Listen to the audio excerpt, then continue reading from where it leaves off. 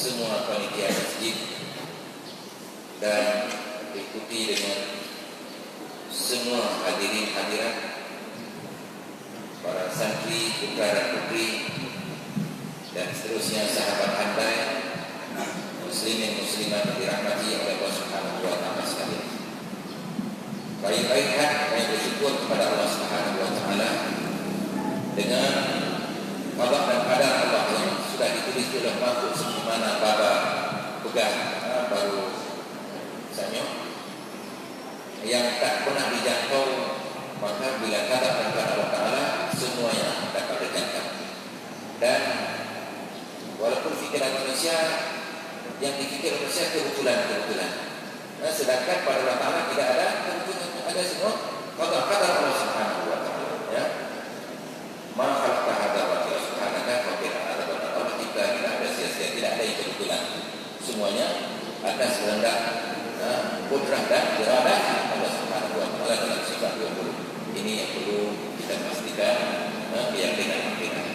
Jadi alhamdulillah kita ulunyo saatnya dapat tabawa, seperti mana kata matan daripada baba urung ubud, tapi ini raya, terutama syarat ubud dan ubud takalan geran dan tinggi, nyo geran takalan geran dan tinggi, buat mana? Yang syarat, yang akan berurung raya kan, ini yang ubud kan, yang akan, yang sebagai ambul tawadu. Jadi dua gimana benar tawal tu merendah diri, ya. Jadi yang sebagai panduan bukannya yang dia ajar. Jadi akun dua akun, satu akun berperaya akun dua. Bawa yang dia akun runjang. Sampai ada buat ke bak mobil, bak mengemudi sebab aku tidak mengemudi, aku buat berdua, berpuluh-puluh, ya adalah langsung sangat langsung mungkin, ya. Kemuliaan kata-kata Allah Taala buat kita bajuri, tapi buat nyambut kata awir kamahli kan. Jadi nyo kita takut dia kita buat menang yang spesial dipilih oleh Allah Taala. Menasikan bahawa bapa muda bayi ini kalau kita untuk bajuri, tapi buat walaupun umur 800 kamahli, walaupun dalam nama bajuri menang. Jadi kan sakkan dua salah dari Abu, oleh Abu. Jadi waktu sekolah aku satu macam kedua tapi tikulah tapi nak apa kita ibadah pun itu Malaysia. Bila kerja pun si bulan kerja aku dia harus meningkat. Jadi panduan juga adalah spesial, pilihan Allah Subhanahu wa taala. Meninggal dua-dua aku kerja aku sendiri. Berasmi namanya aku sendiri. Lihat kerja saya Abdullah Gerasmi lah, jadi dua bukan Aziziyah dari sana Aziziyah, jadi dua Korea menangkut berasa haul Abu Bakar berasa gede Abu Mudi dia minta Pak terus ni dan lalu Abu dia Abu lalu di sebab tu namanya membuat Abi Mudi kan Abu kata orang gede dia minta itu sampainya buat ibaratnya buat panatau di Malaysia kayak itu abon mudi menang gelantau abon menang yang dipilih di Allah Subhanahu wa taala, jadi yang menang suatu orang akan dipilih karena itu artinya di bawah ataupun di guru-guru yang lain, jadi bukan takut tapi mempunyai ilmu lain. Jadi itu badan betul kan yang diberi materi kan, jadi dapat orang yang bubut tapi ilmu lain. Yang seluruh dunia itu, pulau atau pokoknya. Ilmu di pinggiran dunia. Maknanya dia langsung ke Facebook. Sebab ilmu dia ilmu yang sahih, yang benar. Yang kom yang dia kadang-kadang betul. Ilmu yang betul mesti disebarkan. Banyak. Jadi bak ronyong. Lebih dipandai jauh persoalan-persoalan yang sunnah tapi ibadah benar. Dia awak anak kom ini, awak yang kom. Yang pengen kampung, pengen rawan dan sebagainya, karena rawan dan harus buat maknanya dia mampu mempeng, yang kekuasaan mempeng dan sebagainya dan sebagainya supaya baik dengan pelajaran nyo lebih pengukuhan, lebih benteng, lebih sebagai perisai. Kipan cara tajuk ngurung tu. Kipan cara tajuk dengan urung-urung yang hendak kum. Kipan cara kita luruskan segala kekeliruan. Nyo tu yang akan dipilih, dia jadi sekali. Jadi mudah-mudahan dia akan dapat menunjukkan beberapa slide, kemudian nak pertanyaan dan seterusnya. Selesai dengan segala syukur insyaAllah. Yang lainnya dia merujuk kepada YouTube ataupun Naslet yang kira-kira yang Naslet itu dia lebih itu sebagai ulang kaji insyaAllah. Jadi mudah-mudahan kita kaji Allah Subhanahu Wa Taala dari Hidayah. Assalamualaikum warahmatullahi wabarakatuh. Dan kita teruskan terus kepada Yai Muhammad Idris.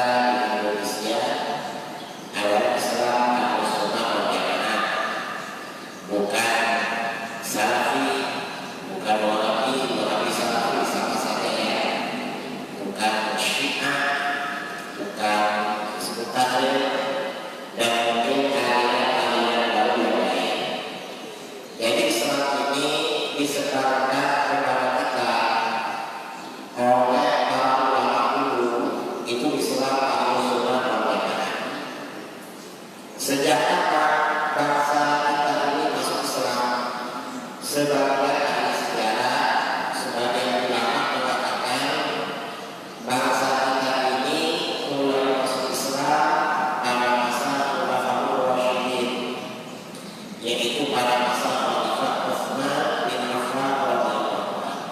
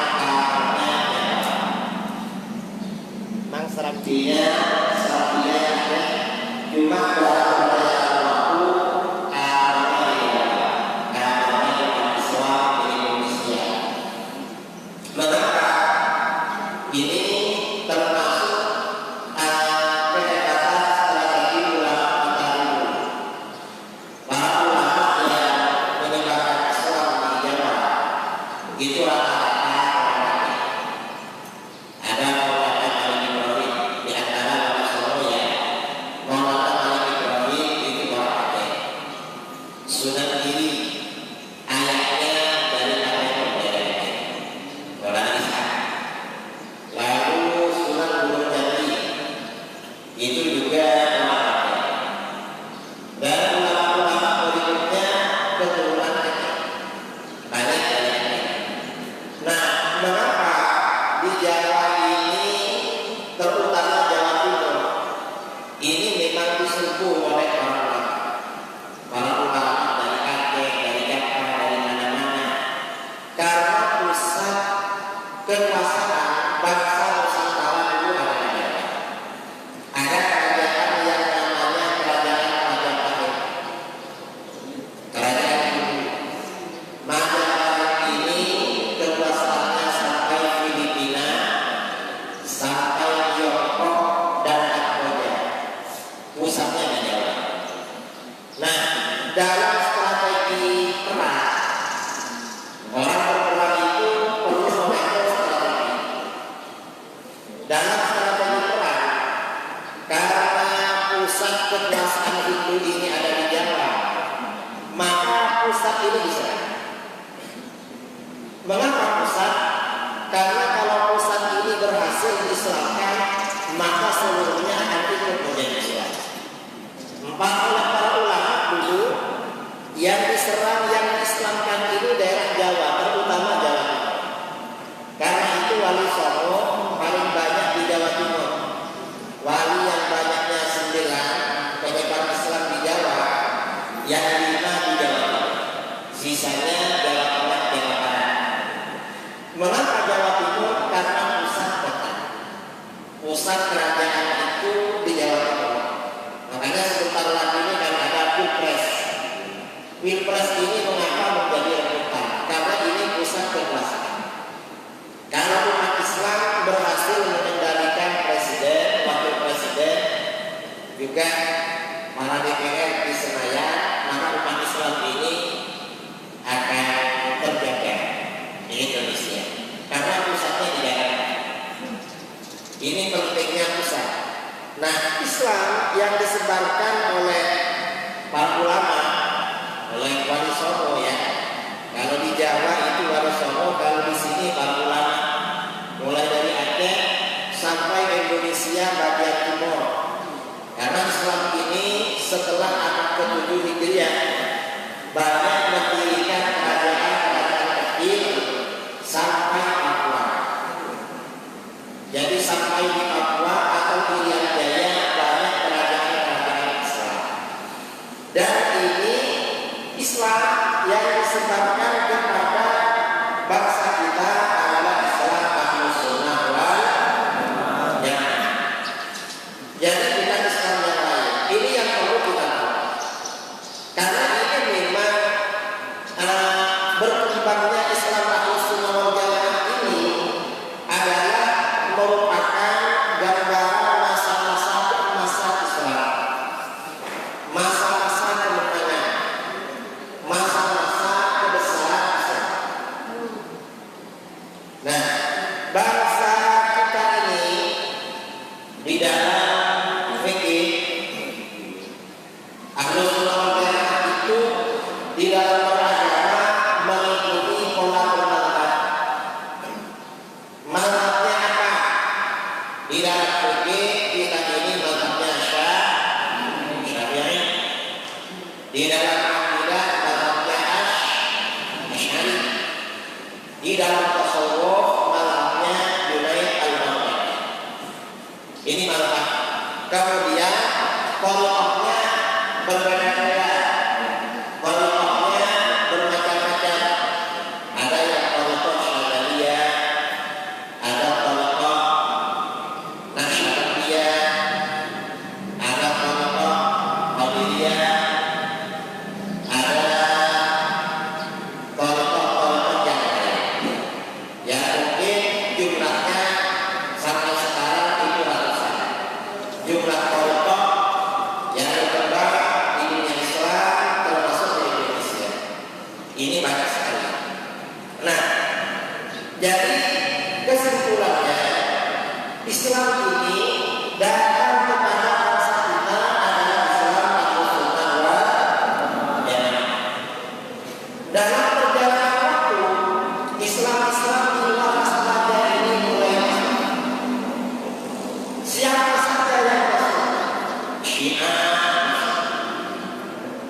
Syiah ini mulai masuk ke Indonesia bukan setelah berdirinya revolusi Iran 30 tahun yang lalu berdirikan. Islam ini, Syiah ini masuk ke Indonesia kira-kira 200 tahun yang lalu. Jadi Syiah ini kira-kira berusia 200 tahun ke sekarang. Lalu Wahabi atau Salafi ini juga masuk ke Indonesia. Wahabi ini masuk ke Indonesia ini juga sudah lama, kira-kira sekarang hampir 200 tahun. Karena tidak lama dari berdirinya munculnya Wahabi, ya, tidak lama dari berdirinya atau munculnya Wahabi. Wahabi ini masuk ke Indonesia dan masuknya melalui Sumatera.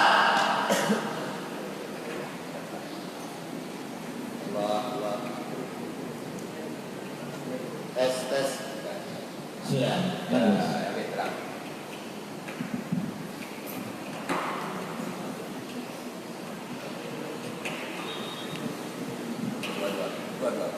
Jadi, wah harus begini ya. Cocok ini. Nah, Wahabi ini masuk ke Indonesia melalui Sumatera. Melalui mana? Melalui Padang. Wahabi masuk meletus yang namanya perang saudara, disebut dengan perang Bakri, yang dipimpin oleh Imam Bonjol memerangi orang-orang sufi aswaja Ahlus Sunnah wal Jamaah. Itu di Padang. Jadi ada dua aliran besar masuk kepada bangsa kita. Kemudian setelah era 80-an masuk lagi aliran baru, yaitu HTI, Hizbut Tahrir. Ini juga mulai masuk kepada bangsa kita. Kemudian masuk bersamaan dengan mereka aliran yang tidak kalah bahayanya, dan itu melalui perguruan tinggi, masuk melalui universitas-universitas, yaitu paham liberalisme dan pluralisme. Ini merupakan tantangan real, tantangan nyata adik-adik santri yang belajar di daerah-daerah, tantangan nyata para pelaku Wahabi, Syiah, HTI, liberal. Mengapa ini tantangannya? Tantangan ini paling banyak berkembang dan paling besar di Indonesia. Yang ini paling banyak, mereka punya pusat-pusat lembaga, punya pusat-pusat perguruan tinggi pendidikan dan lain sebagainya. Ya, sebenarnya aliran-aliran yang menyimpang di negara kita, di Indonesia ini bukan hanya empat, bukan hanya Syiah, bukan hanya Wahabi, HTI atau apa, bukan hanya itu. Di negara kita ini lebih daripada 4. Tahun 2009 saya mengadakan penelitian dengan kawan-kawan di Jawa Timur. Tercatat aliran sesat di negara kita ini sekitar 250 macam. Waktu itu saya belum ke Aceh. Setelah saya keliling-keliling seluruh Indonesia, mulai dari Jayapura sampai Sabang, saya pikir aliran menyimpang, aliran sesat di negara kita ini bukan 250, mungkin ada 2.500. Ini dari banyaknya. Dari petugas adik-adik semuanya. Nanti kalau misalnya setelah keluar dari daerah merantau mengajar di Kuala Lumpur, mungkin ada yang merantau merantau mengajar di Jakarta. Karena di Jakarta juga banyak orang-orang Aceh, atau mungkin juga mengajar merantau di Indonesia Timur, di Jayapura. Di Jayapura juga banyak orang Aceh. Kemana-mana selalu ada orang dari Aceh. Di sana berjumpa dengan aliran-aliran lain, tugas-tugas para tengku, para kiai, para ustadz mengajak umat Islam kembali kepada Ahlus Sunnah wal Jamaah. Itu tugas utama. Nah, dalam kesempatan ini, pertemuan yang singkat ini, karena kita ini pertemuan sampai zuhur, kira-kira ada masa 1,5 jam, saya tidak akan membahas semua aliran yang ada di Indonesia. Karena kalau dibahas semua, kita tak cukup waktu. Paling kita membahas tantangan Ahlus Sunnah yang paling berbahaya di negara kita, terutama di Aceh, itu dari mana?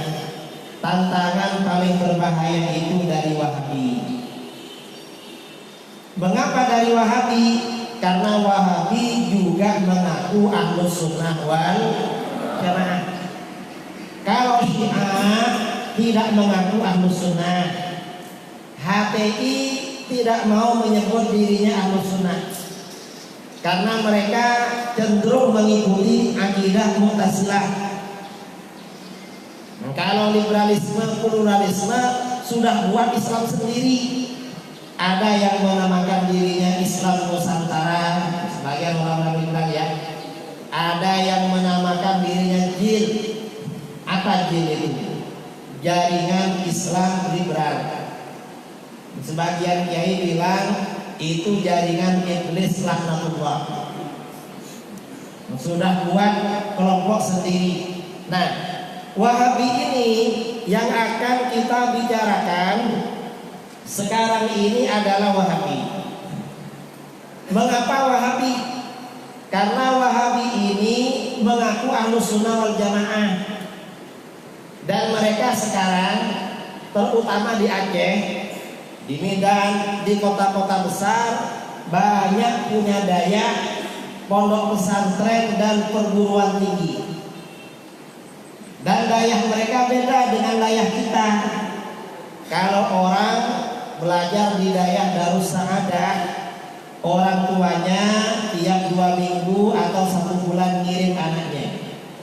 Di Jawa juga begitu. Kalau pondok-pondok yang Ahlus Sunnah, orang tuanya ngirim 500.000, 700, 1 juta, tergantung kebutuhan yang ada. Kalau pondok-pondoknya Wahabi nggak perlu dikirim. Mengapa nggak perlu dikirim? Belajar di situ hukumnya gratis. Biaya makan, biaya sekolah, biaya asrama, semuanya gratis. Bahkan bukan hanya gratis, kadang dapat uang saku tiap bulan 700.000. Masih gratis, dapat uang saku 700. Kalau 700 ini kita gunakan yang 200 untuk beli sabun, beli apa? Yang 500 kita tabung. Kira-kira kalau dapat 5 bulan bisa dibuat beli HP apa? Bisa kalau pulangan bisa dibuat beli handphone. Karena anak-anak daya, anak pondok kalau pulang minta handphone biasanya. Ini jadi memang dimanja dengan uang. Ini daya mereka bedanya. Karenanya daya mereka, pondok-pondoknya Wahabi ini maju. Karena selain muridnya bayarannya juga besar, ustadz-ustadznya gajinya besar-besar. Kalau ustadz Salafi ini gajinya, ada mantan ustadz Salafi cerita pada saya, 1 bulan $1.500, bukan ringgit. tapi dolar. Nah, kalau 1.500 ini dengan uang rupiah yang anjlok seperti sekarang kan kira-kira 20 juta. Coba ngajar di Dayah Darus Saadah, kira-kira sebulan dapat berapa? Kalau di Dayah tempat saya di Jambi, yang ngajar 1 bulan cukup 200.000. Malah yang di Jawa ngajar TPI 1 bulan 50.000. Dan mereka senang. Di tempat saya, di kampung saya, ngajar Al-Quran 50.000 senang. Mengapa? Loh Kiai ini masih bagus 50.000, yang sebelah 30.000 kan? Ini kita. Ini namanya Ahlus Sunnah wal. Nah, antara Wahabi dengan kita Ahlus Sunnah wal Jamaah ini banyak perbedaan. Perbedaannya apa? Banyak. Di dalam akidah kita dengan Wahabi ini berbeda. Ini akidah. Di dalam masalah bermazhab kita dengan Wahabi juga berbeda.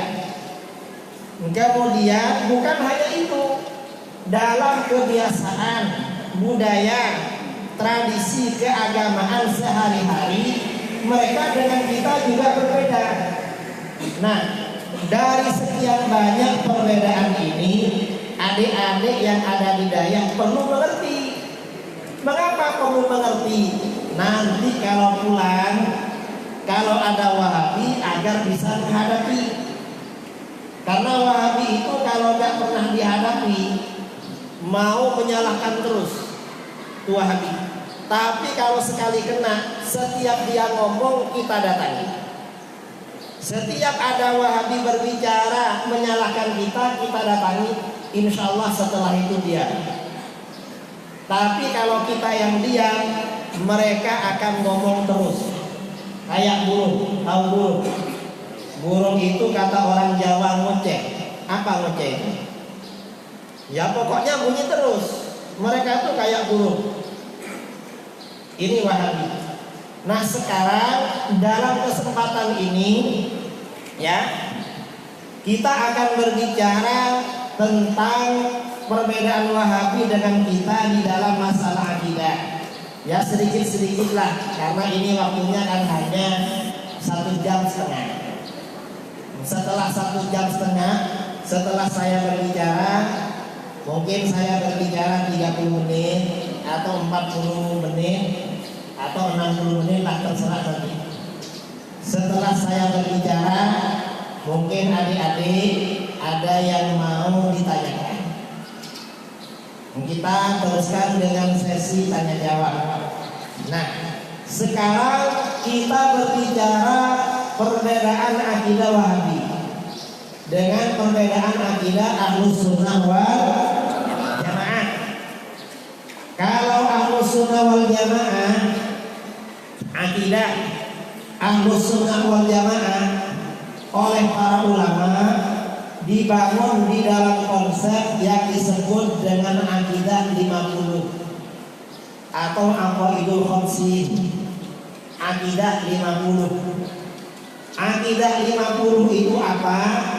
20 sifat wajib bagi Allah, 20 sifat mustahil bagi Allah, 1 sifat jaiz. 20 tambah 20 tambah 1 ada berapa? 41. Sisa 9. Yang 9 ini 4 sifat wajib bagi para rasul, 4 sifat mustahil bagi para rasul, 1 sifat jaiz. 9 tambah 41 menjadi 50. Ini adalah rumusan i'tiqad, keyakinan akidah Ahlus Sunnah wal Jamaah. Ini kita. Kalau Wahabi beda. Wahabi gak mau pada akidah 50. Kalau Wahabi rumusan akidahnya simpel. Karena Wahabi ini ajaran simpel. Simpel itu artinya apa? Praktis. Praktis itu artinya apa? Gampang. Mengapa ajaran Wahabi gampang? Karena orang Wahabi malas belajar, makanya milih yang gampang. akidahnya Wahabi? Akidah Wahabi rumusannya cuma 3. Tauhid bagi 3, yaitu tauhid rububiyah, tauhid uluhiyah, tauhid asma wa sifat. Dan ini tauhid 3 ini berbeda dengan sifat, dengan akidah 50. Jadi tauhid 3 ini sangat berbeda dengan akidah 50. Perbedaannya apa? Nah, kita tidak akan membahas tauhid 3 secara mendetail, secara mendalam. Kita akan berbicara tentang sifat 20, tapi gak semuanya. Mungkin kita bicarakan 5 saja. Karena kalau 20 dibicarakan semuanya sampai selesai, nanti sampai pukul 4 gak selesai. Kita bicara 5 singkat-singkat yang akan kita bicarakan. Nah, dari 5 ini nanti kita akan tahu di mana perbedaan kita dengan Wahabi dari 5 perkara ini. Nah, 20 jadi 5 daripada 20 sifat. Nah, sebelum kita bahas, kita baca bersama sifat 20. Hafal? Sifat 20 hafal? Yang belakang hafal? Kalau hafal kita baca. Bismillahirrahmanirrahim. Bersama. Bismillahirrahmanirrahim. Wujud tidak baqa mukhalafatul hawadithi yahu nafsi wadaniyah kudrati ilmu hayat sama basar kalam qadiran muridan aliman hayyan sami'an basiran mutakalliman. Nah, kalau hafal sifat 20 berarti benar-benar ahlus sunnah wal jamaah. Nah, sifat 20 ini mendapat tantangan, mendapat sanggahan dari siapa? Terutama dari Wahabi. Sebenarnya bukan cuma dari Wahabi, orang-orang ahlus sunnah juga menggugat sifat 20. Tahun 2004 saya pulang dari pondok. Ada ustaz pulang dari pondok karena mau menikah. Ada kawan saya, murid saya tanya, Ustaz, kenapa sifat wajib bagi Allah itu 20? Saya tanya kepada beliau, kenapa sampean tanya begitu? Sampean minta berapa? Kok tanya 20? Kenapa 20? Sampean minta berapa? Oh, bukan minta berapa begitu, Ustaz. Mengapa bukan 15, bukan 17, bukan 21, 25 atau berapa lah? Apa dibuat 20 itu biar kalau dinyanyikan lagunya sesuai? Karena sifat 20 kalau dikurangi 1 aja dibaca gak enak lagunya, ditambah juga gak enak katanya. Sebenarnya bukan begitu. Karena sifat 20 itu lebih dulu 20 daripada lagunya. Lagunya itu yang dicari-carikan sebenarnya. Itu pertanyaan pertama. Pertanyaan kedua, Ustaz, Asmaul Husna itu jumlahnya 99. Ini sifat wajib bagi Allah kok 20. Mana yang 79? Apa ini tidak termasuk korupsi? Korupsi asmaul. Nah, ini bukan korupsi. Sifat 20 ini adalah kesimpulan dari Asmaul Husna itu oleh para ulama dikaji satu persatu, ternyata semuanya kembali bermuara merujuk kepada 20 ini. Kembali pada yang 20. Kalau sifat wajib dibuat 99, wong 20 kadang nggak paham, apalagi 90. Ini dipermudah oleh para ulama. Ini yang Ahlus Sunnah. Yang tanya begitu. Kalau Wahabi pertanyaannya beda, langsung menyalahkan. Ini Wahabi. Tahun 2015 saya ceramah di Malaysia, di perguruan tinggi. Saya ini juga alumni Daya. Saya belajar di pondok selama, kalau di sini biasanya rata-rata berapa tahun belajar di pondok? 6, 12, berapa? 15. Biasanya berapa tahun? 15. Saya itu tidur di Dayah selama 20 tahun. Mulai umur 10. Jadi yang 2 tahun di pondok pesantren di kampung, yang 18 tahun yang jauh dari rumah. Pondok pesantren Sidogiri Pasuruan selama 18 tahun. Kemudian pulang dari pondok karena mau kawin.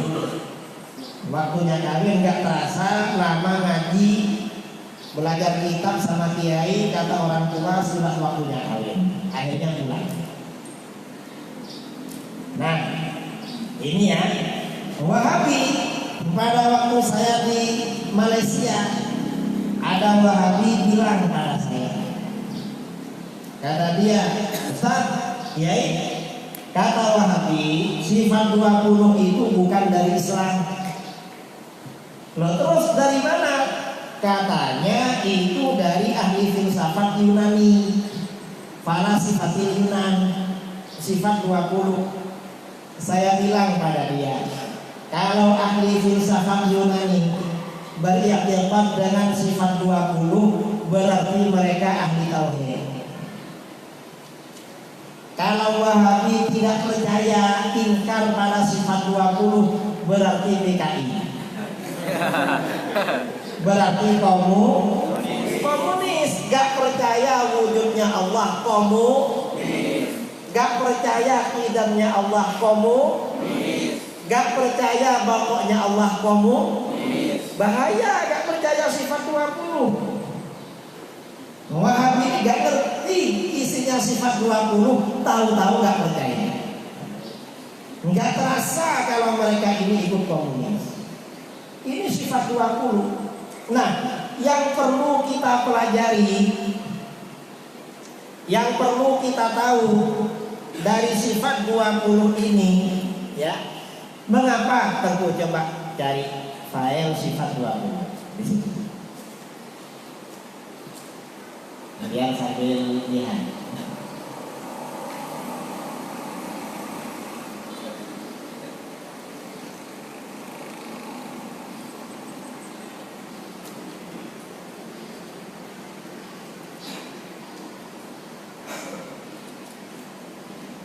Dan itu bawah itu dibuka.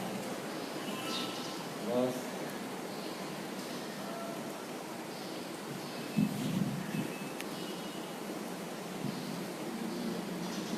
bukan. Nah itu terus bawah lagi, bawah, turun,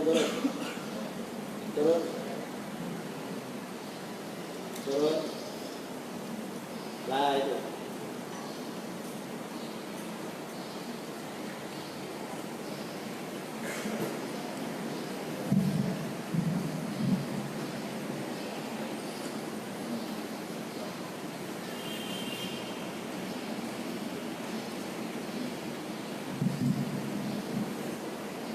Nah, jadi mengapa?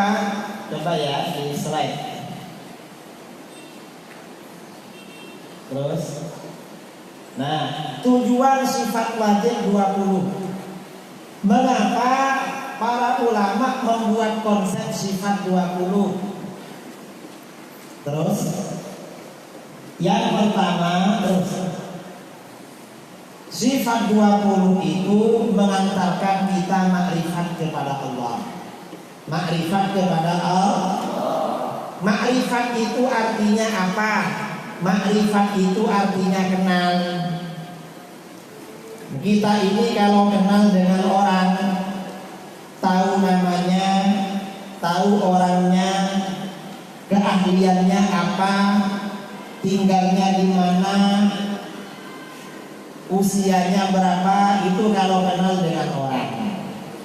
Kalau kenal kepada Allah, di dunia kita tidak bisa melihat Allah, sementara kita wajib makrifat pada Allah. Kalau nggak makrifat kita kafir. Maka bagaimana? Makrifat kepada Allah adalah melalui sifat-sifatnya, dan itu adalah sifat 20. Jadi sifat 20 ini mengantarkan kita makrifat kepada Allah. Itu yang pertama. Yang kedua, sifat 20 ini sebagai konsep yang benar tentang ketuhanan, sesuai dengan dalil-dalil Al-Quran, hadis dan akal dan hikmah. Ini sifat 20. Jadi sifat 20 ini yang dalilnya kuat, bukan yang punya Wahabi. Ini yang kedua. Yang ketiga, sifat 20 ini sebagai respon terhadap penyimpangan aliran-aliran di luar Ahlus Sunnah tentang ketuhanan. Jadi sifat 20 ini ada hubungannya dengan Wahabi, ada hubungannya dengan Syiah, ada hubungannya dengan Mu'tazilah dan aliran-aliran yang lain. Ini sifat 20. Yang keempat, sifat 20 ini batas kemampuan akal manusia dalam makrifat dan mengenal Allah. Ini sifat 20.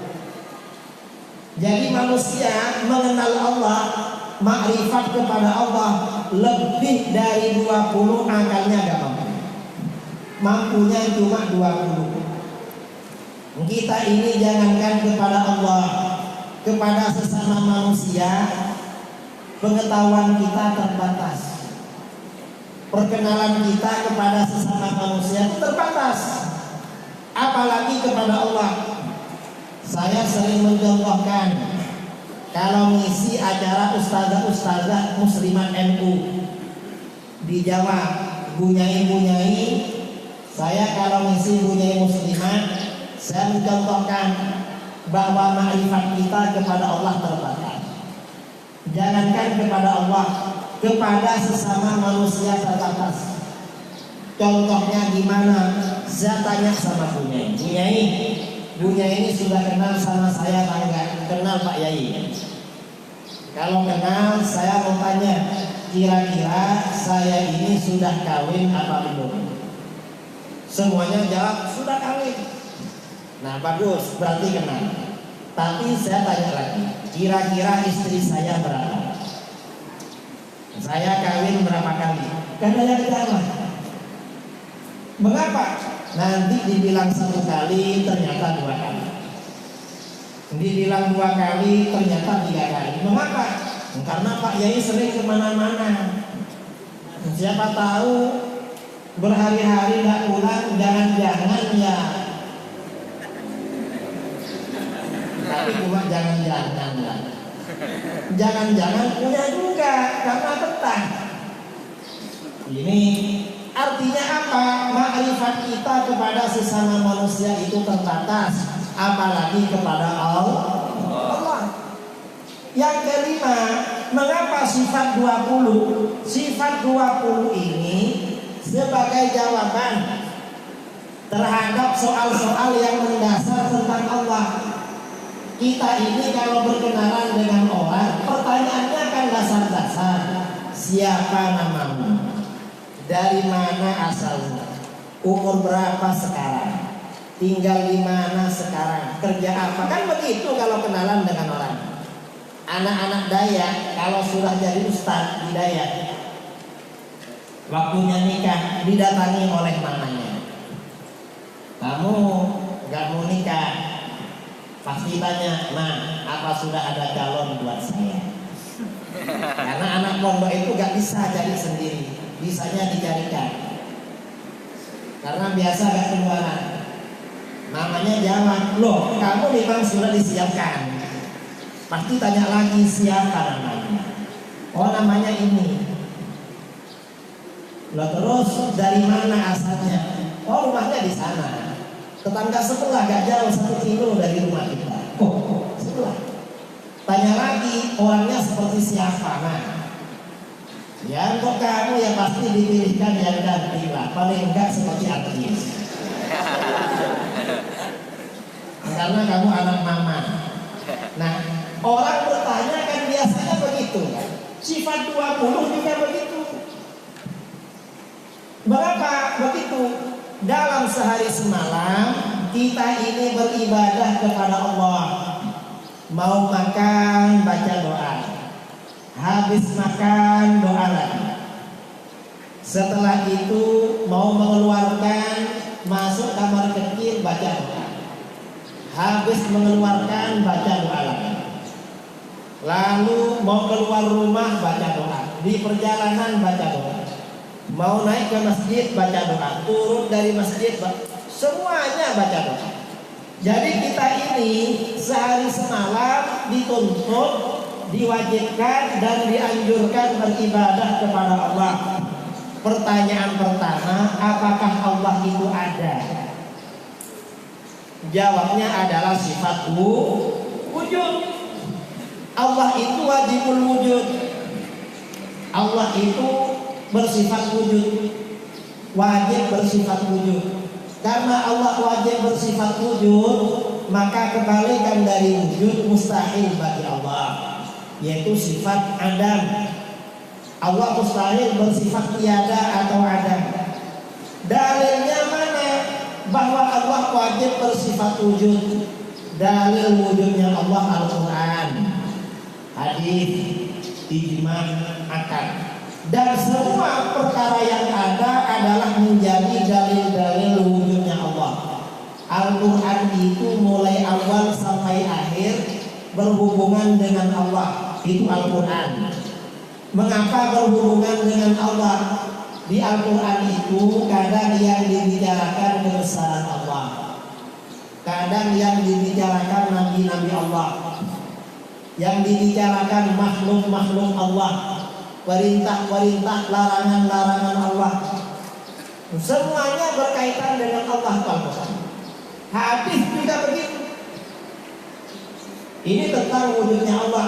Cuma biasanya para ulama kita mendalilkan wujudnya Allah itu dengan dalil akli, dengan dalil akal. Mengapa dalil akli bukan Al-Quran hadis? Karena dalil akli itu langsung mengantarkan pada keyakinan.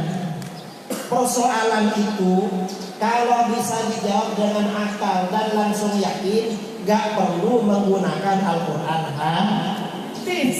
Karena semua orang tidak tahu Al-Quran hadis. Kalau akal, asalkan orang itu berakal, pasti punya akal. Kecuali yang belum punya akal atau akalnya tidak digunakan. Makanya dalil akal yang dipakai.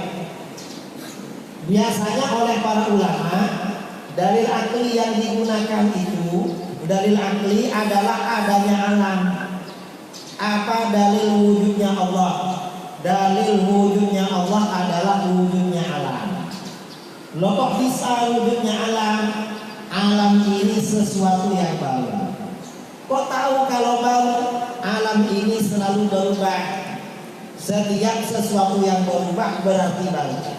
Setiap sesuatu yang baru berarti asalnya tidak ada lalu ada. Setiap sesuatu yang tidak ada lalu ada, pasti ada yang menciptakan, dan itu adalah Allah. Dan yang menciptakan harus tidak sama dengan alam, harus wajibul wujud. yang menciptakan. Mengapa? Karena alam gak bisa menciptakan dirinya sendiri. Menciptakan yang sesamanya juga gak bisa. Berarti alam ini tidak diciptakan oleh alam yang serupa, tetapi oleh kekuatan di luar alam, yaitu adalah Allah. Itu dalil wujudnya Allah. Makanya Allah ini disebut dengan wajibul wujud. Disebut wajibul wujud karena wujudnya Allah itu tanpa ilat dan tanpa sebab. Wujudnya bighairi illatin wala sababin, tanpa ilat dan tanpa sebab. Kalau selain Allah, ada yang wujudnya karena ilat, ada yang wujudnya karena sebab. Itu kalau selain Allah, wujudnya beda-beda. Kalau yang wujudnya karena sebab itu contohnya siapa? Kita ini kalau ditanya, kamu kok ada? Ya karena saya punya orang tua. Loh gimana ceritanya? Ya gak tahu lah, orang tua yang bikin. Jadi saya. Loh orang tua kamu kok ada? Ya orang tua juga ada orang tuanya. Orang tuanya bikin jadi orang tua saya sampai Nabi ada. Jadi wujudnya itu karena sebab. Itu dihentikan dulu, jangan terus-terusan. Mestinya saya ngomong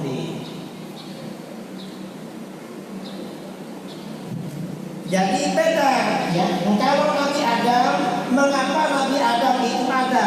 Nabi Adam ini wujudnya karena ilah. Nabi Adam itu ada sebab diciptakan oleh Allah.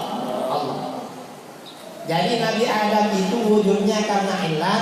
Kalau kita wujudnya karena sebab, yaitu sebab orang tua. Itu wujudnya. Ini dalil wujudnya Allah. Nah, masa sekarang dalil wujudnya Allah ini perlu dimantapkan kepada generasi. Adik-adik yang ada di Dayak, SMP, SMA perlu dimantapkan. Mengapa? Kalau dalil wujudnya Allah tidak mantap, lalu kuliah ke Jakarta, UIN Jakarta, atau kuliah ke Jogja, atau ke Surabaya, atau ke Medan, ke kota-kota besar. Karena orang banyak uangnya senang ke kota besar biasanya, gak mau belajar di kampung, padahal ilmunya sama. Ketemu dengan dosen-dosen yang liberal, yang agak komunis, diajak ragu-ragu wujudnya Allah. Akhirnya ragu-ragu. Na'udzubillah min. Makanya dalil sifat wujud ini penting untuk kita kuatkan kepada adik-adik. Ini pertanyaan pertama. Nah, pertanyaan kedua, kalau Allah itu wujud, sejak kapan wujudnya Allah? Jawabnya adalah sifat tidak. Wujudnya Allah tanpa permulaan. Karena itu kebalikan dari tidak, yaitu hudus, mustahil bagi Allah. Kalau kita di KTP atau di kartu pondok ada nama, ada tanggal lahir. Mengapa? Karena kita tidak. Kalau Allah nggak ada tanggal lahirnya, karena Allah wajib bersifat tidak. Wujudnya Allah tanpa permulaan. Diterangkan oleh para ulama dalilnya sifat tidak. Dan bahwa wujud itu mustahil bagi Allah. Nah, ini dalilnya mana sifat tidak? Sifat tidak ini dalilnya Al-Quran, hadis, ijma' akal. Ini dalilnya sifat tidak.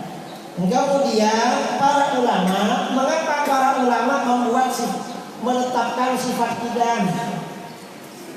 Menetapkan sifat tidak, ya karena memang Allah wajib bersifat tidak.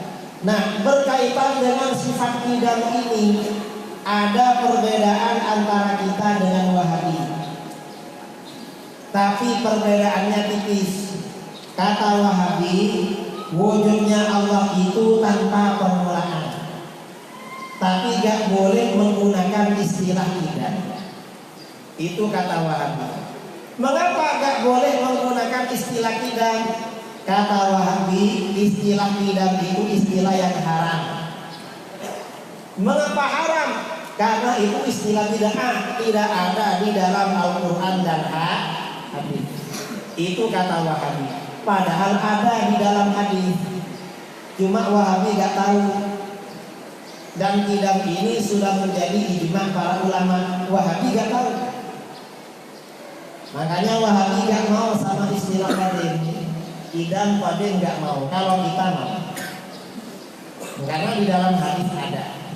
Ini pertanyaan kedua. Pertanyaan ketiga, Allah yang wujud dan qidam, sampai kapan wujudnya Allah? Jawabnya adalah sifat baqa. Baqa itu artinya apa? Baqa itu artinya maha kekal, maha abadi. Itu baqa. Karena itu kebalikan dari baqa, yaitu fana, mustahil bagi Allah. Jadi sifat fana ini mustahil bagi Allah. Fana itu artinya rusak atau binasa. Dalilnya mana? Al-Quran, kullu man 'alaiha fan wa yabqa wajhu rabbika dzul jalali wal ikram. Itu baqa. Di dalam hadis juga begitu, akal juga begitu. Nah, masalah sifat baqa ini, sifat yang ketiga, sifat baqa, Wahabi berbeda dengan kita. Gimana perbedaannya?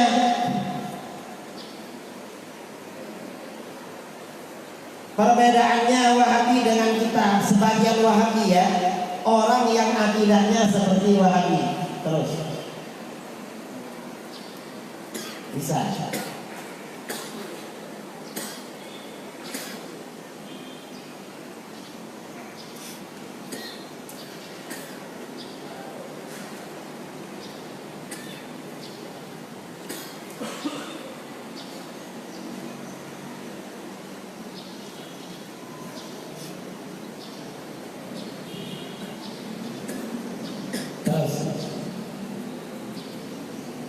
Jadi sebagian Mujassimah, orang yang akidahnya seperti Wahabi, berpendapat bahwa Allah akan kekal wajahnya saja, sedangkan selain wajahnya akan binasa.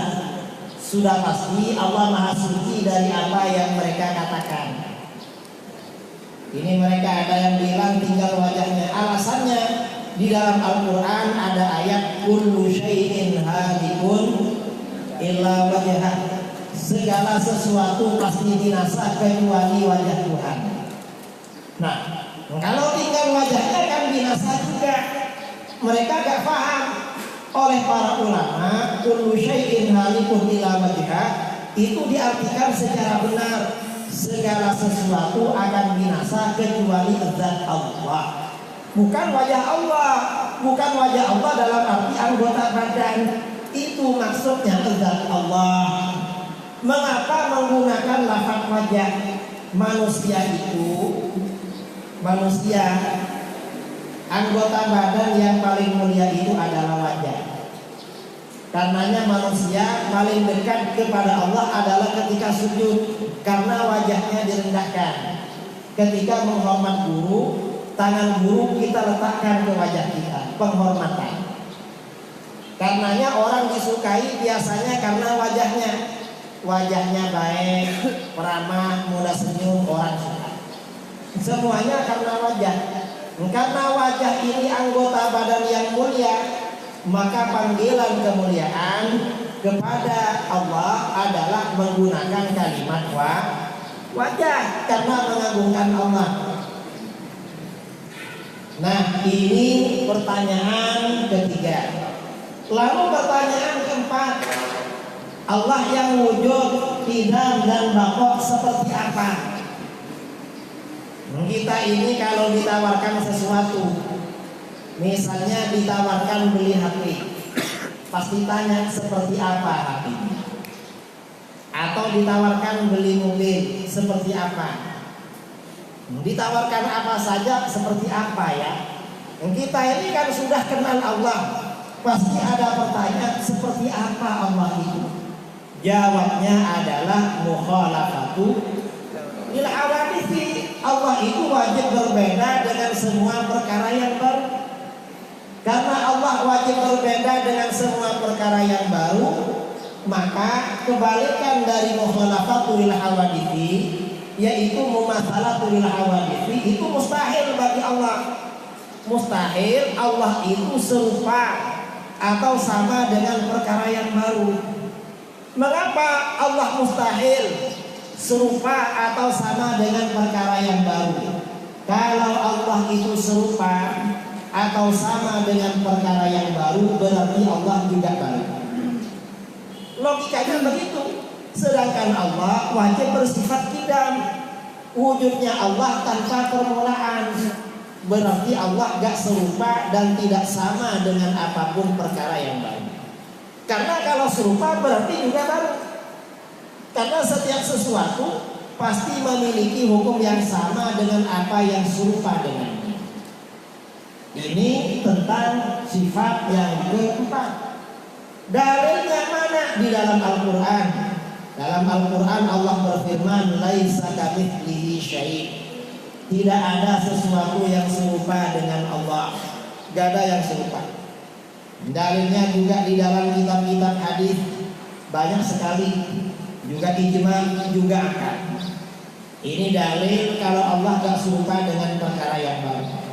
Karena itu kata para ulama salaf, karena Allah itu mukhalafatul hawadithi, ulama salaf berkata, kullu ma khatara bi balik fallahu laisa kadzalik.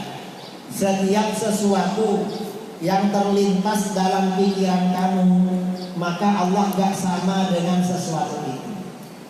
Jadi apapun yang terlintas dalam pikiran manusia, Allah gak sama dengan itu. Allah mampu menciptakan apa yang dipikirkan manusia, bahkan lebih hebat dari apa yang dipikirkan manusia. Allah mampu menciptakan. Mengapa Allah gak sama dengan itu? Karena apapun yang dipikirkan manusia itu adalah makhluk. Mengapa? Manusia itu taunya cuma pada makhluk. Manusia itu berpikir, berhayal, merenung apapun yang dihayalkan, yang direnungkan tidak akan keluar dari apa yang pernah dia tahu, dari apa yang pernah dia lihat. Pasti sebatas apa yang pernah dia lihat. Contoh dulu ya, walaupun di alam nyata gak ada, tapi pasti seperti yang dilihat. Dulu kira-kira 40 tahun yang lalu, 30 tahun yang lalu lah, 30 tahun yang lalu, di rumah-rumah, di tembok-tembok itu ada gambarnya makhluk yang namanya buruk. Ingat gambarnya buruk dulu. Buruk itu gambarnya apa? Buruk itu oleh bangsa kita gambarnya dijual di pasar-pasar. Buruk kendaraan ketika Rasulullah itu Isra. Buruk itu digambarkan kuda putih. Kuda putih ini gak sembarang kuda, karena ada sayapnya. Coba bayangkan, ada enggak kuda yang bersayap di Aceh? Kuda yang gak bersayap gak ada, apalagi yang bersayap. Yang banyak sapi. Jadi kuda putih bersayap. Lalu wajahnya wajah perempuan cantik. Itu gambarnya buruk. Di kepalanya ada mahkotanya. Saya cari kuda seperti itu di mana-mana, nggak pernah jumpa. Saya pernah ke Eropa. Di Eropa itu banyak orang yang punya kuda. Cari kuda seperti itu nggak ada. Coba ada kuda seperti itu kan enak. Kalau ceramah kemana-mana naik kuda. Karena kepalanya kepala wanita cantik. Nah, walaupun cari kuda seperti itu gak ada, tapi bagian-bagiannya memang seperti itu di dunia. Badannya kuda ya seperti itu. Lalu sayapnya tinggal pilih. Apa sayapnya ayam? Kalau ayam tinggal pilih. Kalau di Aceh ada ayam tangkap. Ayam apa lagi? Ada ayam kurung. Apa sayapnya ayam yang dikurung atau yang ditangkap? Apa apa sayapnya burung, tinggal pilih. Lalu kepalanya, kepala perempuan, tinggal pilih juga. Kita ini mau ngasih kepala perempuan, ini kepala Indonesia atau kepala Cina atau agak ke barat sedikit kepala India Pakistan, atau ke barat lagi kepalanya orang Arab, atau ke barat lagi kepalanya orang Negro, wajahnya orang Negro. Kan tinggal pilih. Nah, ini artinya apa? Manusia membayangkan sesuatu, apa yang dia bayangkan tidak akan keluar dari apa yang dia tahu. Sedangkan Allah itu tidak serupa dengan apapun perkara yang baru. Berarti Allah itu tidak serupa, tidak sama dengan apapun perkara yang baru. Gak sama. Ini namanya disebut dengan mukhalafatu bil hawadits. Ini sifat wajib bagi Allah. Nah, ini Wahabi berbeda dengan kita.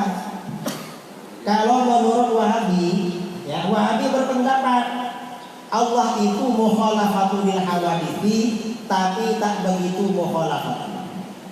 Mengapa? Ada mirip-miripnya.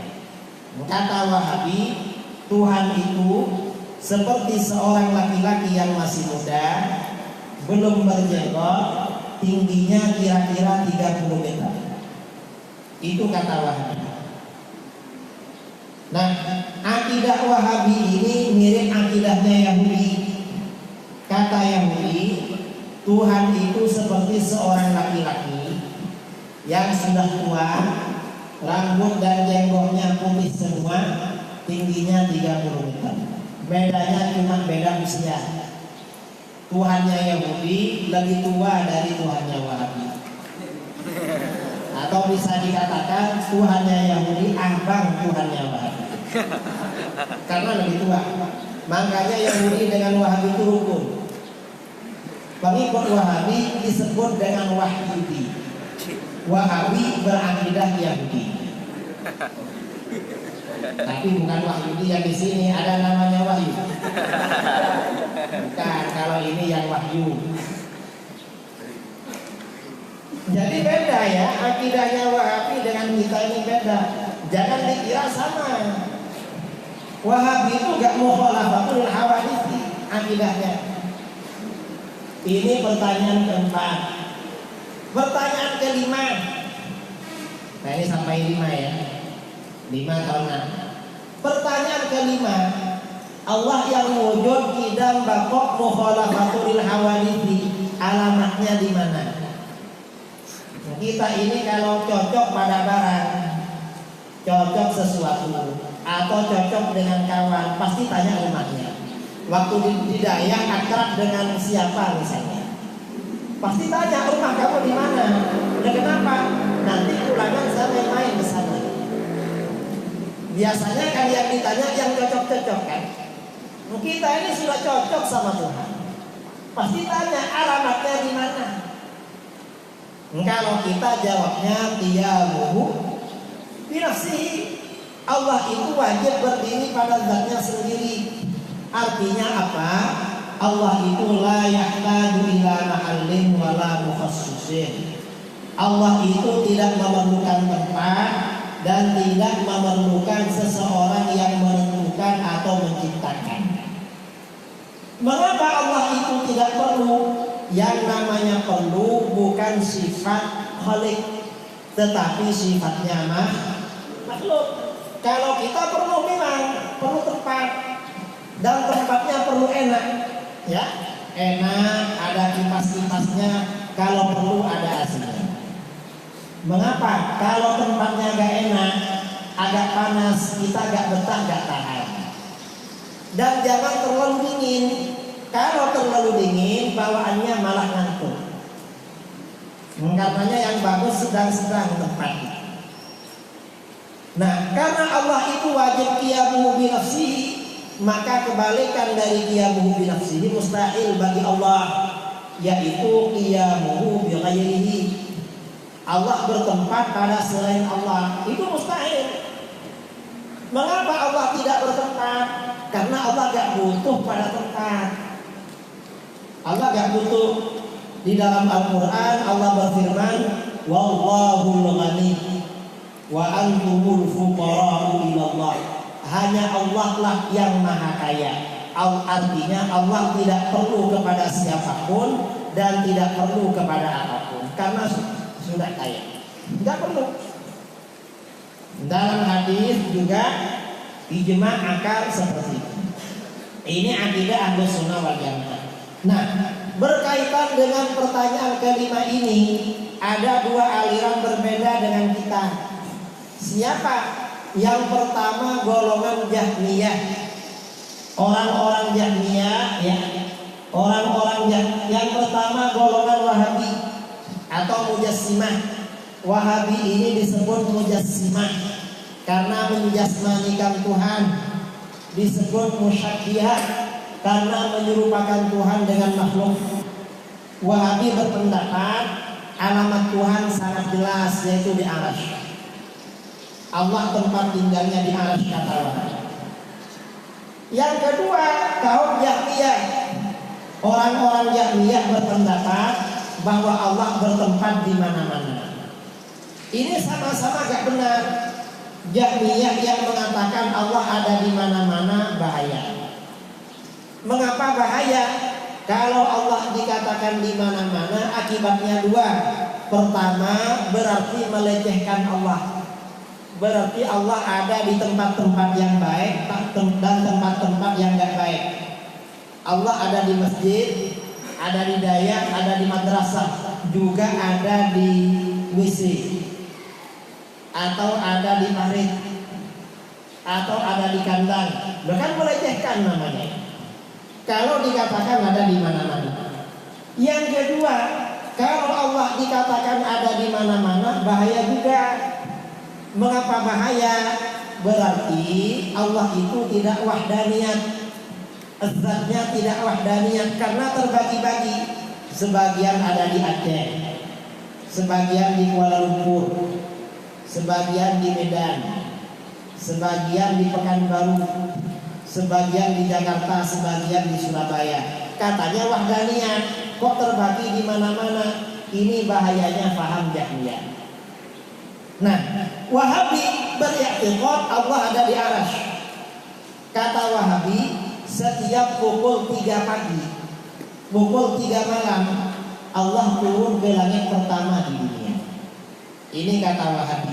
Wahabi ditanya, Wahabi, Tuhan itu turun pukul 3, itu ikut waktu daerah mana? Karena waktu Indonesia dibagi 3. Indonesia Barat, Tengah, Timur. Itu kalau waktu Indonesia. Kalau waktu istiwa beda lagi. Karena tiap daerah ada perbedaan. Itu pukul 3 ikut waktu daerah mana? Kata Wahabi, pukul 3 sesuai dengan daerah masing-masing. Berarti turun terus ya. Kalau turun terus, lalu naiknya kapan? Wahabi gak bisa jawab. Ini Wahabi. Nah, gara-gara ini kata Wahabi, orang yang tidak beriktikad Allah ada di arsy adalah kafir. Kita ini dikafirkan oleh Wahabi karena Tuhan tidak tinggal di arsy. Makanya fatwa MPU Aceh tahun 2014 ya, 14 atau 15 mengeluarkan fatwa 15. Di antara tanda-tanda aliran sesat adalah berkeyakinan Allah bertempat di arsy. Karena orang yang berkeyakinan Allah bertempat di arsy biasanya mengkafirkan orang lain. Ini mereka. Kalau Ahlus Sunnah beriktikad Allah tidak bertempat, tidak butuh pada tempat, tetapi tidak mengkafirkan orang yang berkeyakinan Allah ada di arsy. Cuma Ahlus Sunnah mengatakan Wahabi yang beriktikad Allah ada di arsy itu sesat dan menyesatkan. Mengapa? Karena itu bukan alamat Tuhan, itu adalah alamat palsu. bukan alamat Tuhan itu. Nah, tahun 2009 saya berdebat dengan Wahabi di Surabaya. 2015 saya ada di Perak di Malaysia tentang qiyamuhu binafsihi. Kata Wahabi, Ustaz, Tuhan itu pasti bertempat. Loh, mengapa?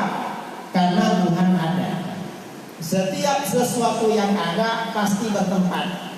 Kalau tidak bertempat berarti tidak ada. Saya bilang, kalau begitu kamu bisa kafir. Kalau gitu saya tanya, di mana tempatnya Tuhan? Dia bilang, ya jelas di arasy. Kalau begitu kamu bisa kafir. Kok begitu? Saya tanya lagi, arasy ini makhluk apa bukan? Kalau kamu jawab arasy bukan makhluk Allah, kamu kafir. Karena berkeyakinan ada selain Allah bukan makhluk Allah. Tapi kalau kamu jawab arasy itu makhluk, kamu bisa kafir juga. Cuma kafirnya tidak langsung. Kamu pilih langsung apa gak langsung? Arasy itu makhluk apa bukan? Setelah lama berpikir kata dia, ya jelaslah arasy itu makhluk. Mau apa lagi? Sekarang saya tanya, kalau arasy itu memang makhluk, sebelum Allah menciptakan arasy, Allah tinggal di mana? Apa kamu bilang karena arasy belum ada, Tuhan tidak ada, kafir kamu? Atau kamu bilang karena arasy belum ada, Tuhan tidak bertempat, berarti akidah kamu yang tadi sesat? Pilih mana kamu? Setelah ditanya begitu, kata dia, Ustaz, apa? Ustaz gak boleh tanya begitu. Mengapa gak boleh? Karena itu pertanyaan haram. Mengapa haram? Karena itu pertanyaan bid'ah. Kullu bid'atin dhalalah. Kata dia, semua bid'ah adalah sesat. Wahabi itu kalau ditanya lalu gak bisa jawab, yang bertanya yang diharamkan. Alasannya pertanyaan dia. Coba ya, kalau ada Ustaz Wahabi tanya sesuatu yang dia gak tahu, pasti bid'ah itu haram. Dalilnya mana? Kullu bid'atin dhalalah. Ya itu aja dalilnya, gak ada lagi. Ini mereka. Ini Wahabi tahun 2009. Yang Wahabi 2015 beda lagi. Saya tanya, arasy itu makhluk apa bukan? Ya jelaslah makhluk. Kalau arasy memang makhluk, sebelum Allah menciptakan arasy, Allah tinggal di mana? Setelah lama berpikir, kata dia, ya suka-suka Allah lah, mau di mana? Ini artinya apa? Berarti dalam pikiran dia, Tuhan itu benda kecil ada di ruangan yang besar, makanya pilih-pilih tempat. Nah, seperti itu adalah sifatnya makhluk, itu bukan sifatnya khaliq. Kalau pilih-pilih tempat, artinya apa? Wahabi itu tidak mengagungkan Allah, karena Allah ada yang kecil.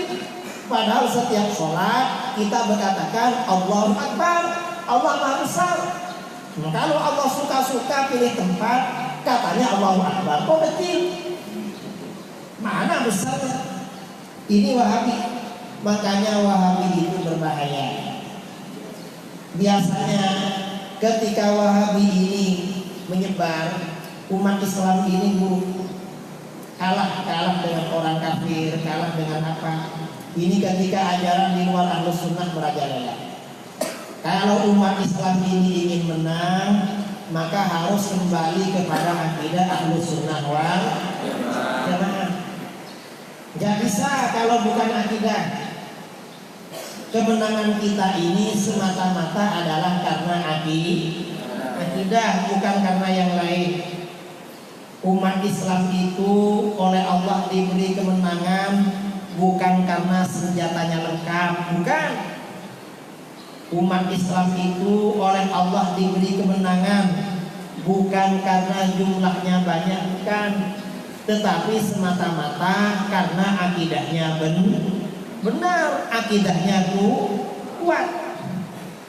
Kalau umat Islam ini akidahnya benar, akidahnya kuat, dan mereka soleh-soleh, orang-orang baik, insya Allah akan diberi kemenangan. Nah, ini pentingnya kita kembali kepada akidah Ahlus Sunnah wal. Terakhir, bagi adik-adik yang ada di Dayah, ya, adik-adik yang ada di Dayah ini yang rajin belajar. Mengapa? Karena orang rajin belajar itu akan menjadi orang sukses. Tanyakan orang-orang yang sukses, rata-rata rajin. Itu yang pertama.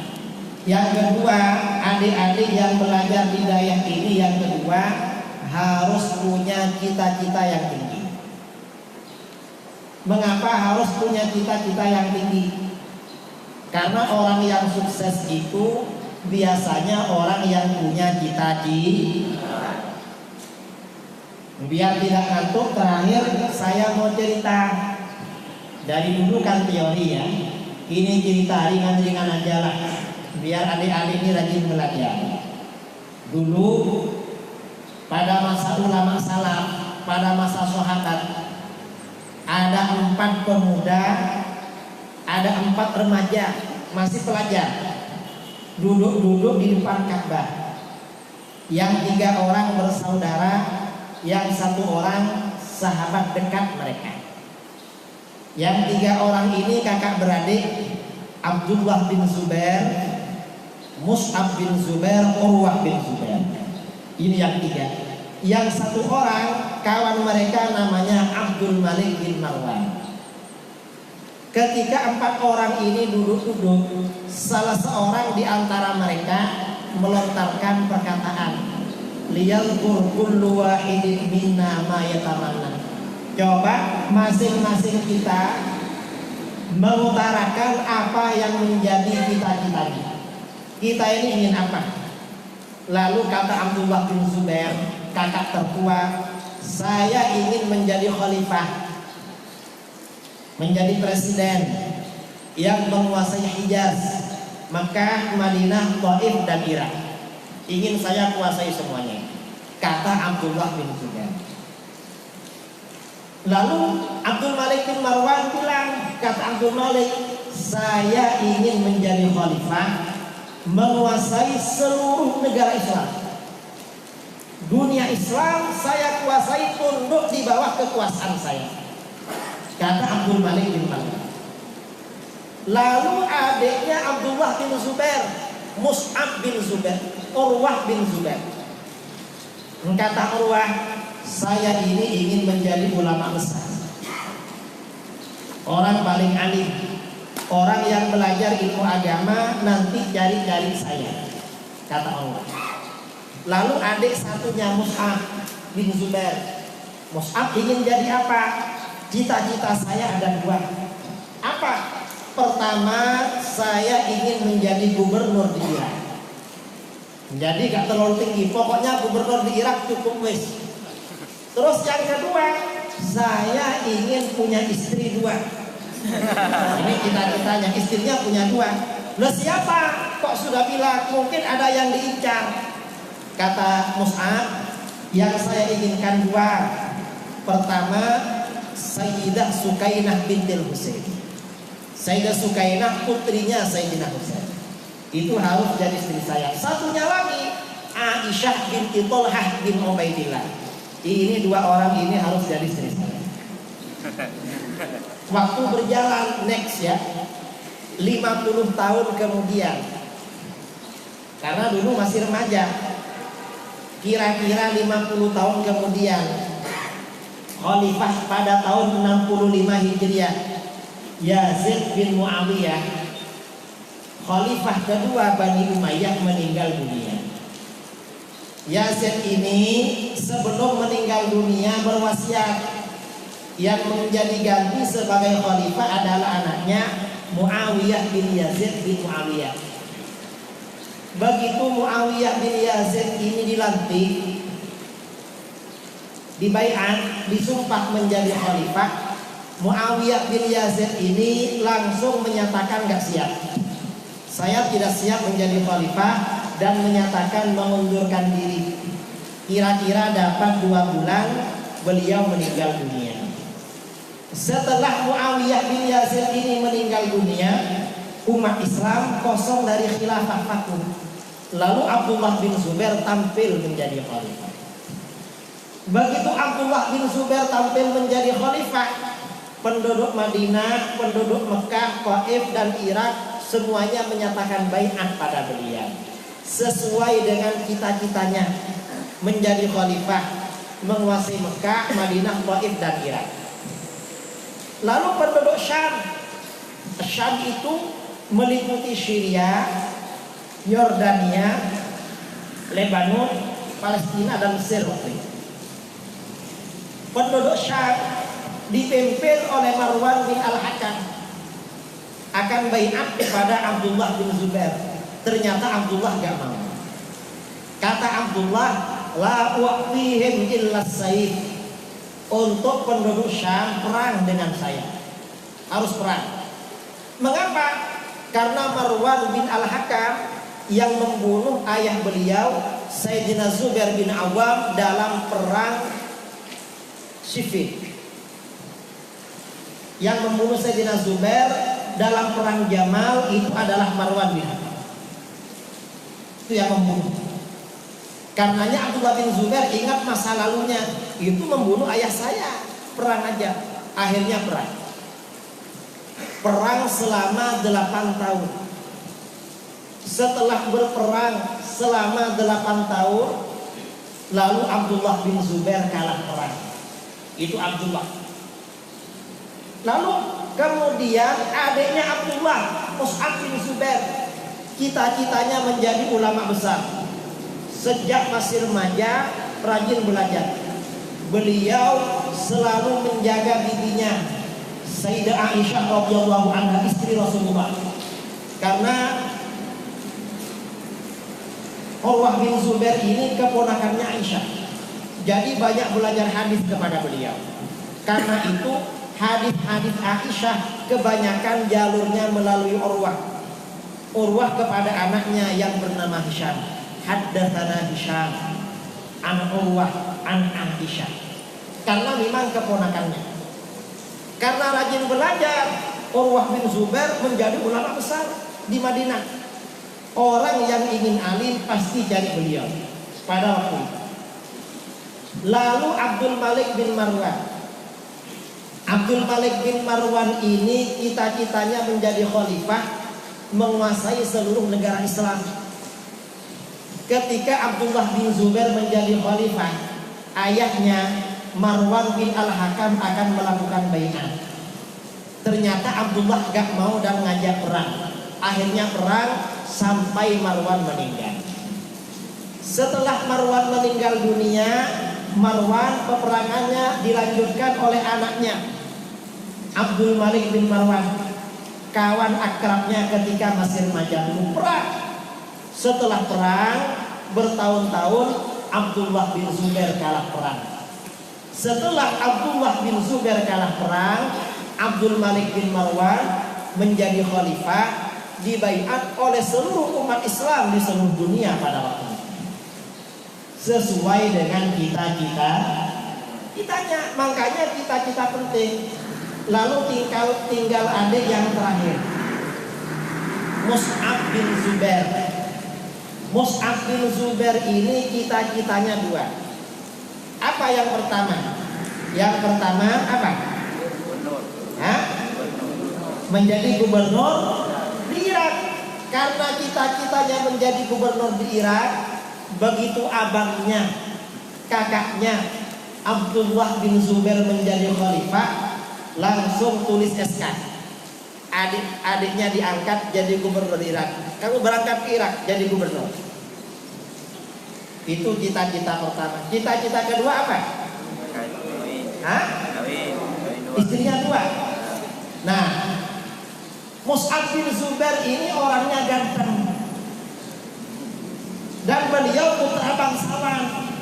Karena Zubair bin Awam, Zubair ini Ibunya bernama Sofiyah. Sofiyah ini kakaknya Abdullah. Jadi Sofiyah ini bibinya Rasulullah. Makanya Sayyidina Zubair ini masih misanan dengan Rasulullah dari pihak ibu. Karena Mus'ab ini orangnya ganteng, masih keluarga bangsawan, begitu ngelamar Syarifah Sukainah langsung diterima. Habis itu ngelamar lagi Aisyah binti Thalhah, diterima lagi. Mengapa? Ini ganteng, nggak boleh ditolak ini. Orang ganteng kalau ngelamar, walaupun jadi istri kedua wajib diterima. Sesuai dengan cita-cita. Makanya adik-adik yang ada di daerah ini punya cita-cita yang tinggi. Jangan nanggung. Kalau jadi ulama, saya ingin menjadi ulama besar. Jangan nanggung. Kamu belajar ke sini jadi ulama. Ulama apa? Yang paling enggak lah kelas RT. Nanggung. Ulama itu paling enggak ya se-Aceh. Kalau perlu ulama nasional. Harus seperti itu. Menjadi pedagang. Kamu ingin jadi apa? Jadi pedagang. Enggak apa-apa, asalkan konglomerat. Jangan nanggung pedagang. Kamu ingin jadi apa? Saya jadi pedagang. Pedagang apa? Pedagang tempe. Loh, nanggung ini. Jadi harus punya cita-cita yang tinggi. Rasulullah bersabda, "Innallaha yuhibbu ma'aliyal umur wa yakrahu safsafaha." Allah itu mencintai cita-cita yang luhur. Allah gak suka pada cita-cita yang rendah. Karena Allah tuh senang cita-cita yang luhur, maka orang yang cita-citanya tinggi ditolong oleh Allah, dimudahkan oleh Allah. Dan orang yang belajar hidayah, orang belajar ilmu agama bebas punya cita-cita. Ingin jadi presiden bisa, yang penting rajin. Ingin jadi menteri bisa. Ingin menjadi gubernur, bupati. Sekarang banyak bupati orang Dayak di Aceh ini, di Indonesia banyak. Malah ada gubernur NTB itu ya, TGB. Itu anaknya kiai. Anaknya kiai punya Dayak di rumahnya, bisa jadi gubernur. Pokoknya orang itu kalau belajar di Dayak punya cita-cita apa saja itu boleh. Yang penting rajin belajar. Jangan lupa rajin belajar. Pokoknya kalau belum tidur bukunya dibaca sampai hafal. Jangan sampai gak baca buku. Jangan sampai gak baca kitab. Pokoknya kalau gak ngantuk kitabnya dibaca. Insya Allah kalau rajin belajar, karena belajar ini termasuk ibadah. Belajar 1 jam lebih afdal daripada sholat sunnah 1 malam. Maka orang yang rajin belajar, karena pahalanya besar, derajatnya oleh Allah ditinggikan, akan dimudahkan menggapai cita-cita. Nah, ini beberapa hal yang perlu saya sampaikan. Karena tadi kata Bapak Baihaqi suruh ada waktu tanya jawab. Ini zuhur kurang berapa menit? Hah? Ini ada masa waktu 15 menit, zuhur kurang 20. Mungkin ada yang mau ditanyakan untuk memimpin jalannya tanya jawab. Saya serahkan kepada sahabat kami Tengku Husni Harun. Waliyatafadhal masykur. Alhamdulillah. Dan bersyukur kepada Allah Subhanahu wa taala. Itu baru mukadimah sedikit ilmu. Di mana kan publik dan kalian dengan dari ke yang badan ya. Jadi mudah-mudahan anak-anak punya ketanya ya. Yang ubud baginya masih pulang yang lain kan. Ya ubud kalian Tuhan tadi. Jadi ini pertanyaan ya. Iman dah jauh itu yang beberapa jawaban sudah dijawab oleh dia ya. So, sebelum ditanya saya bagi beberapa pukulan maut. Ilmu dari kiai juga tapi tak sempat. Ini ilmu kiai kalau kita bagi slide ni 20 tahun mengajar tak habis. Saya sudah ambil 6 tahun tak habis-habis mengajar.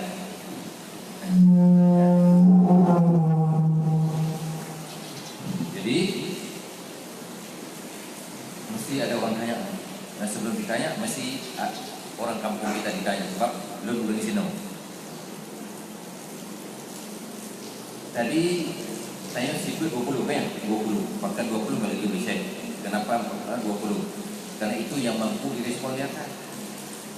20 sifat syuhudul uluhiyah. Kemudian 99 sifat nama-nama Allah Ta'ala. Bahkan sekurang-kurang serahkan sifat Allah Ta'ala beribu. Sebab sekurang-kurang 99 yang mampu direspon oleh akal. Itu kenapa ajaran baru ini dibagi kepada 3. Ada uluhiyah, rububiyah, asma wa sifat. Ini kalau masuk IAIN mesti diajarin. Betul? Ini salah dia. Lepas SMA kah IAIN kah? Selepas kita belajar di sini dengan betul, dirosakkan di sana. Betul? Bagaimana menjawab? Ini kena kukuh di sini dulu sebelum pergi. Sebelum masuk universitas. Kenapa ada 3? Mana dalil? Dipisahkan uluhiyah, rububiyah, asma wa sifat. Berarti kalau dipisahkan asma ataupun uluhiyah, rububiyah, bermakna semua sudah salah. Kan dalam Sahih Imam Muslim, bila seorang itu mati, maka malaikat akan bertanya marabuka. Betul, marabuka. Rab. Betul. Bermakna mesti ada satu lagi hadis. Ma ilahuka, ada tak hadis? Pernah jumpa? Saya tanya kiai ke mana-mana pergi tak jumpa. Bila orang mati ditanya ma ilahuka, ma rabbuka. Maka di sini terjawab bahwa tidak boleh dibedakan di antara uluhiyah dan rububiyah. Bila sebut uluhiyah, rububiyah lah itu. Tak boleh dipisah-pisahkan. Kalau dipisahkan bermakna pertanyaan malaikat pun mesti 2. Ma rabbuka wa ma ilahuka. Tak ada itu hadis. Betul? Itu satu. Itu jawab dengan mereka. Mana dalil? Pisah-pisah ini. Yang kedua, alhamdulillahi rabbil alamin. Kan? Rabb disebut. Kalaulah dipisahkan uluhiyah pula, bermakna Fatihah pun kena dapat 2. Alhamdulillahi ilahil alamin. Yang ketiga, kalau dipisahkan maka ayat kursi pun tambah 2. Wa ilahukum ilahu wahid. Jadi wa ilahukum rabbun wahid. Semua sudah kacau. Itu aja jawab kepada mereka, sudah kalah. Ini pukulan maut. Nampak? Jadi menunjukkan bahawa membagi-bagikan 3 uluhiyah, rububiyah, asma wa sifat dalam ajaran Islam salafus salih. Nyo yang berkubur li Abu Ma'ali dan li Abun isino ke ulun puan dan nyo bersambung-sambung sana katakanlah. Sampailah umudi man sambungnya kemungkinan nyo adalah ittifaq. Bila disebut al-sunnah wal jamaah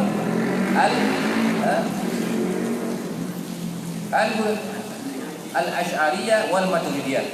Ittifaq. Jadi jangan dibawa-bawa, nanti diragukan bila masuk IAIN ni, jalan-jalan SMA kelas 3, lepas itu universitas kan dah ditipu lagi di sana.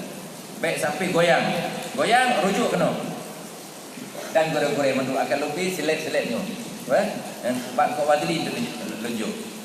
Okey, pertanyaan lain. Silakan. 10 minit. Doyok aja Roy.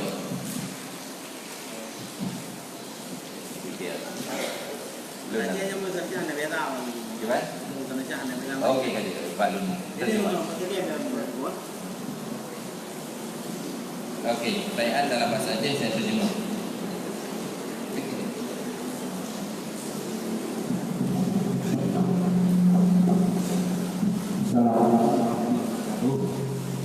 Lain di mana boleh. Jadi dalam ayat Allah negeri aina ma lalu asama wajhu. Ya. Okey. Di mana kamu ada itu jauh. Ini yang dibangun. Pakai apa maksudnya? Apa ini? Bagaimana menjadi betul? Yang lain lagi dikumpulkan. Yang sekali jawab. Yang kumpul boleh dikumpulkan. Banyak yang lain. Kurinang benar. Okey, punya anak ada tayang bak Facebook Husni Harun gambar lon muda bacu gambar merah Husni Harun. Nah dua anak convocation wisuda. Becok yang sudahnya. Pertanyaan yang Husni Harun gambar agak merah bacu kopiah putih agak muda bacu sini ini kat dua. Jadi sini boleh pertanyaan dia jauh benar Husni Harun gambar agak belakang merah. Okey, jadi itu sebagai sedikit memberikan judul teknik menjawab persoalan ditimbulkan dilakukan kepada kita yang membantu supaya adik-adik perak kagum ragu-ragu maka sembahyang tayopi hendak terima tidak yakin kepada Allah Taala kan hendak terima betul ya yang dia sembah hanya Allah Taala kan ya Allah Taala 3 ubud 3 rai 3 naik 3 turun ataupun turun tak pernah naik jadi kan tak diterima. Jadi mulai hari ini kita yakin bahawa Allah Taala wujud bila makan Allah ada tidak perlu pada tempat kerana tempat itu dicipta oleh Allah Subhanahu wa taala. Itu ittifaq ijma' al-sunnah wal jamaah. Tak boleh diragukan ya. Perlu didalami ilmu tersebut dan adik-adik detakalan nak kalau konsep lain hana kan mandung penuh laulai. Itulah tak ada masa mu MN hana masa. Kamu zaman dengan Abu Mukhtar dengan Abu Ma'li hana main. Setiap saat belajar hafal. Lam to tinggal 2 tahun you pak hafal lagu. Lang belah hafal. Di keluarga lagi segala hafal. Baru dapat ilmu. Tanya kalau mu handphone, mu komputer, mu macam-macam tu sehingga masa berlalu begitu saja sehingga ilmu tak dapat. Jadi mudah-mudahan dengan semangat motivasi yang diberikan oleh Kiai Muhammad Idrus Ramli memberikan makin semangat yang hebat yang berkobar-kobar kepada anak-anak dan kepada semua kita supaya terus belajar karena ayat Al-Quran disebut yarfa'illahu alladhina amanu minkum walladhina utul ilma darajat. Kalau kita tafsir masya-Allah talabul ilmi faridatun ala kulli muslimin wal muslimatin sudah kita sebut. Kemudian kenapa disebut as-sajidu qabla al-masjid, orang yang sujud mesti diutamakan daripada masjid mana pembinaan manusia. Al-insan qabla al-bunyan, itulah pembinaan insan penting sebelum bangunan. Tanya pak orangnya bangunan. Ya. Mitali terima bangunan lela. Yang anak-anak yang pandai yang bijak-bijak ni tak dibiayai kan? Tak dipentingkan, tak diutamakan. Kamu mau utamakan pendidikan, bukan bangunan. Kamu hendak punya laki rumah Pak Don. Penting pendidikan. Insan, pembinaan insan lebih penting. Yang ada insan untuk bangunan raya, hendak tahu sembahyang, betul? Itulah syarah daripada yarfa'illah, syarah kepada talibul ilmi. Ini sebut al-insan qabla al-bunyan. As-sajid qabla al-masjid, al-jar qabla dar. Ayat Quran pun innama ya'muru masajidallah man amana billah. Orang-orang yang mengimarahkan masjid itu ialah orang yang man amana billah, orang-orang yang beriman kepada Allah. Mana orangnya, insannya, bukan bangunannya. Betul? Jadi bila bicara memang mantap. Jadi inilah insan-insan, rijal-rijal, nisa-nisa. Orang-orang yang akan memangkinkan dan menghebatkan kembali Darus Saadah ini. Seperti pesantren kena rajin, kena hebat, kena ada tokoh, kena belajar rajin. Seumpama kiai baru umur anak 20 ilmu macam umur mungkin 140, umur belum sampai 40. Begitulah mesti ada bakat-bakat, kader-kader yang mesti dibina dan bersemangat insyaallah. Boleh jihad. Inilah semangat baru, mudah-mudahan diberkati oleh Allah Subhanahu wa taala. Guraya tidak muam maka guraya apa yang bertanya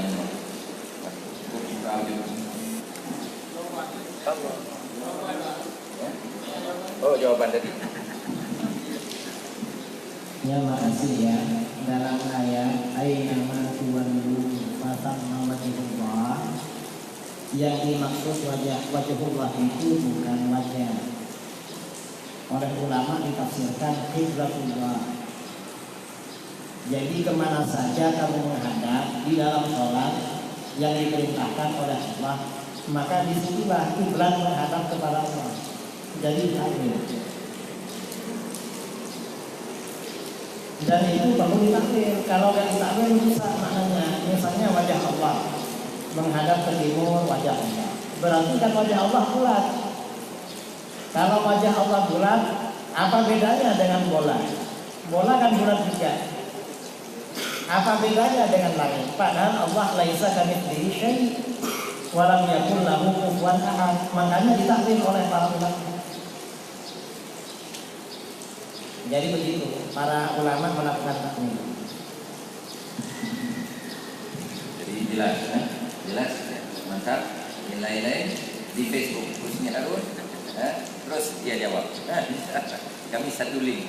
Jadi mudah-mudahan lengkaplah pemahaman kita terhadap Ahlussunnah wal Jamaah, di mana satu firqah yang memberikan nilai tambah keselamatan dunia dan akhirat yang disebut dalam hadis yang kita dah buat tadi bahwa umat itu berpecah kepada 73 golongan, semuanya menjadi isi neraka kecuali satu saja, yaitu Ahlussunnah wal Jamaah. Jadi mudah-mudahan kita menjadi Ahlussunnah wal Jamaah.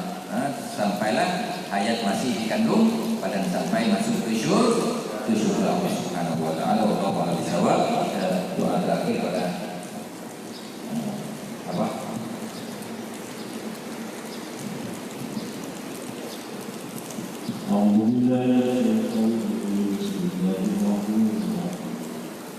Alhamdulillah rabbil alamin.